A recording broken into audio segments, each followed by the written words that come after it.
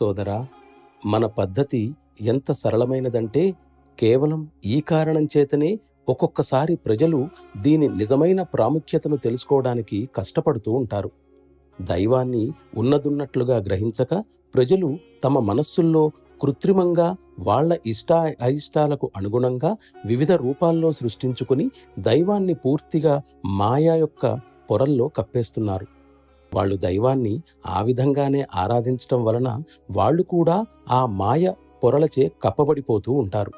మరొకలా చెప్పాలంటే మాయను స్థూలంగా ఆరాధించేవారుగా తయారవుతారు. ఈ సమయంలో ఎవరైనా వచ్చి వారికి వివరించటానికి ప్రయత్నిస్తే ఆయన మాయ చేస్తున్నాడని భావించి దూరంగా పారిపోతారు. ఈ మాయలోని వివిధ రంగుల్లో అప్పటికే కూరుకుపోయి వారి వారి రుచులకు అనుగుణంగా రంగురంగుల వస్తువులు అందించే మహాత్ములను వాళ్ళు బాగా ప్రశంసిస్తూ ఉంటారు. సాధారణంగా అందరూ చేసే పొరపాటేమిటంటే అతి ముఖ్యమైన వాస్తవాలపై ఏమాత్రం దృష్టి నిలపకుండా మోక్షమే లేని వారి దగ్గర మోక్షాన్ని కోరుతూ ఉంటారు. నిజానికి వారిలో చాలామందికి మోక్షం కావాలన్న సంకల్పమే అసలు ఉండదు. తమ ప్రాపంచిక ప్రయోజనాల కోసం ఈ దేవీ దేవతలను అంటిపెట్టుకుని ఉంటారు.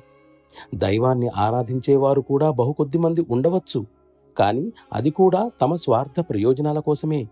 నిజానికి ఇటువంటి ఆధ్యాత్మిక శిక్షణకు వారు అర్హులు కారు. వారికంత శక్తి ఉండదు కూడా. వాస్తవానికి మనం ఏకత్వం వైపు పయనిస్తూ ఉంటే వాళ్ళు మరోవైపు భిన్నత్వం వైపు వారి ప్రయాణాన్ని కొనసాగిస్తున్నారు.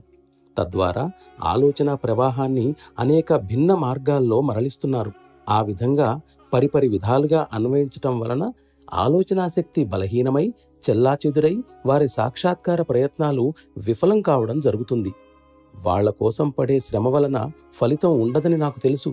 కాబట్టి వారి మీద సమయాన్ని వృధా చేయటానికి బదులుగా నిజంగా తపిస్తున్న వారి ఆధ్యాత్మిక ఉన్నతికి ఈ సమయాన్ని వినియోగించటం మంచిది.